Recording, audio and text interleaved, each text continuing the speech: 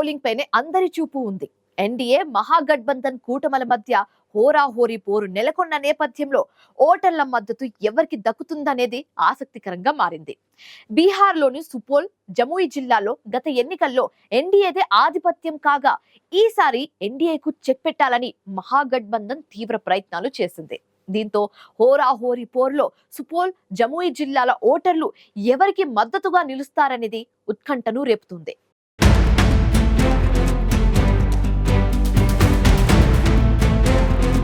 Bihar assembly ఎన్నికల్లో NDA Mahagathbandhan కూటములు హోరాహోరీగా తలపడుతున్నాయి. ఈ ఎన్నికల్లో ఎలాగైనా సరే పైచేయి సాధించి అధికారంలోకి రావాలని ఇరు కూటములు తీవ్రంగా శ్రమించాయి. బీహార్లోని ఉత్తరాన ఉన్న సుపోల్, దక్షిణాన ఉన్న జముయి జిల్లాలో గత ఎన్నికల్లో ఎన్డీఏదే ఆధిపత్యం. ఈసారి కూడా తమ కంచుకోటల్లో సత్తా చాటుతామని ఎన్డీఏ ధీమాగా ఉంది. కానీ ఈసారి ఎన్నికల్లో ఎన్డీఏ ఆధిపత్యానికి గంటి కొట్టాలని మహాగఠబంధన్ తీవ్ర ప్రయత్నాలు చేస్తుంది. గత ఎన్నికలకు ఇప్పటికీ సుపోల్, జముయి జిల్లాలో మారిన పరిస్థితులు తమకు అనుకూలంగా ఉంటాయని మహాగఠబంధన్ ఆశలు పెట్టుకుంది. మరోవైపు ఎన్డీఏ కూడా మరోసారి తామే సత్తా చాటుతామని ధీమాగా ఉంది.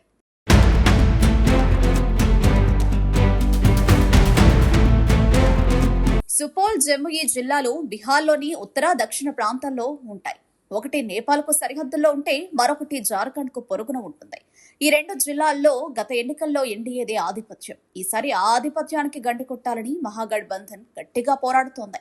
అయితే అది ఏ మేరకు సాధ్యమవుతుందనేది ఖచ్చితంగా చెప్పలేదు. కోసీ నది వరదల కారణంగా ఏటా తీవ్రంగా ఇబ్బంది పడి సుపోల్ ప్రాంతంలో 5 అసెంబ్లీ సీట్లున్నాయి. ఏటా నది తన ప్రవాహాన్ని మార్చుకుంటున్న కారణంగా అనేక ఏళ్లు పొలాల్లో మునిగిపోయి ప్రజలు తీవ్ర ఇబ్బందులు పడుతున్నారు.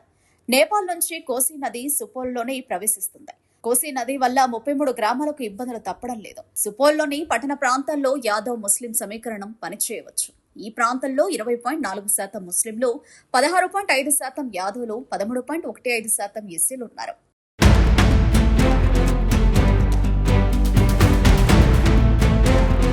బీహార్లోని ప్రముఖ నేతలైన కేంద్ర మాజీ మంత్రి లలిత్ నారాయణన్ మిశ్రా, మాజీ సీఎం జగన్నాథ్ మిశ్రా, అనూప్ లాల్ యాదవ్లు సుపోల్ ప్రాంతానికి చెందినవారే కావడంతో ఇక్కడ వీరి ప్రభావం ఎక్కువగానే ఉంటుంది. దీంతో పాటు సుపోల్ ప్రాంతంలో మద్య నిషేధం, ఉపాధి, అభివృద్ధి, శాంతి భద్రతలు ఓటర్ల ప్రధాన అంశాలుగా ఉన్నాయి. ఈ ప్రాంతంలో సీనియర్ జేడీయూ నేత, విద్యుత్ శాఖ మంత్రి విజేంద్ర ప్రసాద్ యాదవ్ ఆధిపత్యం ఎక్కువే. విజేంద్ర ప్రసాద్ 35 ఏళ్లుగా ఇక్కడ ఎమ్మెల్యేగా గెలుస్తూ వస్తున్నారు. ఇప్పుడు మరోసారి ఆయన తన అదృష్టాన్ని పరీక్షించుకుంటున్నారు. సుపోల్లోని 5 సీట్లను గత ఎన్నికల్లో ఎన్డీఏనే గెలుచుకుంది. ఈ ప్రాంతంలో విజేంద్ర ప్రసాద్ చాలా అభివృద్ధి పనులు చేశారు. అయితే ఇంకా మౌలిక సదుపాయాల కొరత ఉండడం ఇక్కడ కీలకాంశంగా మారింది. సుపోల్ ప్రాంతంలోని ప్రజలు బాగా చదువుకున్న ఉద్యోగాలు దొరకడం లేదు. దీంతో నిరుద్యోగులు ఇతర నగరాలకు వలసపోవాల్సి వస్తుంది.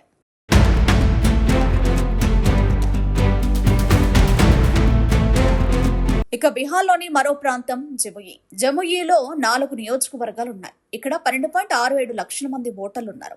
జముయి మహావీరుడి జన్మస్థలం. ఇప్పుడు నక్సల్స్ ప్రభావిత ప్రాంతంగా మారింది. 2020 ఎన్నికల్లో 4 సీట్లను ఎన్డీఏ గెలుచుకుంది. గత ఎన్నికల్లో గెలిచిన అభ్యర్థులకి ఎన్డీఏ టికెట్లు ఇచ్చింది. సికింద్రా నుంచి హెచ్ఐఎం, జముయి నుంచి బీజేపీ, జుజ్జు నుంచి జేడీయూ పోటీ చేస్తున్నాయి. చకాయ్ నుంచి ఎన్డీఏ మద్దతున్న స్వతంత్ర అభ్యర్థి, మంత్రి అయిన సుమిత్ కుమార్ పోటీ పడుతున్నారు. జుజు ప్రాంతంలో యాదవ్లు, కొయిరి, బనియా ముస్లిం ఓటర్ల ప్రాబల్యం ఉంటుంది. సరిహద్దుల్లోని చకాయి నక్సల్స్ ప్రభావం ఎక్కువ. శాంతి భద్రతలు, అభివృద్ధి ఇక్కడ కీలకంగా ఉన్నాయి. వీటితో పాటు ఎస్టీలో వెనుకబడిన వర్గాల వారు, మహాదళితులు అధికంగా ఉన్నారు. జముయి పట్టణంలో నీరు నిలిచిపోవడం, ట్రాఫిక్, పట్టణ సమస్యలు, మైనింగ్, ఉపాధి అంశాలు ఇక్కడ ప్రభావితం చేస్తాయని అంచనా. నితీష్ కుమార్ వచ్చాక జముయి ప్రాంతంలో అభివృద్ధి ప్రారంభమైందని స్థానిక ఓటర్లు చెబుతున్నారు. మహిళల కోసమూ నితీష్ కుమార్ ఎంతో కొంత చేశారని అభిప్రాయపడుతున్నారు. ఈ ప్రాంతంలో ఉపాధి లేదని, పరిశ్రమలు రావాలని ఓటర్లు కోరుకుంటున్నారు. అందుకే ఈ తరహా హామీలను ఇచ్చిన వారికే తమ మద్దతు తెలిపే అవకాశం కనిపిస్తోంది.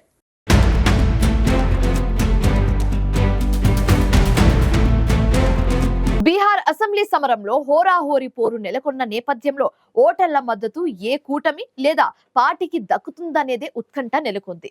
అయితే ప్రధాన పార్టీలన్నీ ఓటర్లు తమకే మద్దతుగా నిలుస్తారని ధీమాగా ఉన్నాయి.